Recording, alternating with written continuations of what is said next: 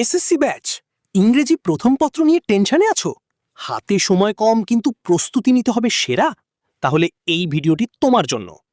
সব ইউনিট পড়ার দরকার নেই।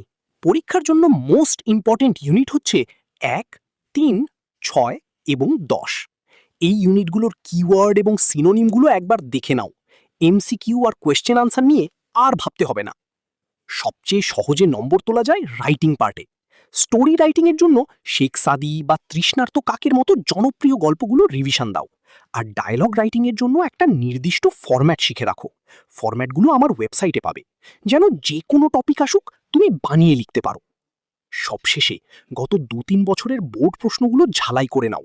এখান থেকেই কিন্তু অনেক কিছু কমন পড়ে যায়। রিঅ্যারেঞ্জ আর সামারি রাইটিং প্র্যাকটিস করতে একদম ভুলো না। প্রস্তুতি নাও আত্মবিশ্বাসের সাথে। ভিডিওটি ভালো লাগলে বন্ধুদের সাথে শেয়ার করো আর সাবস্ক্রাইব করে পাশে থাকো। সবার জন্য শুভকামনা।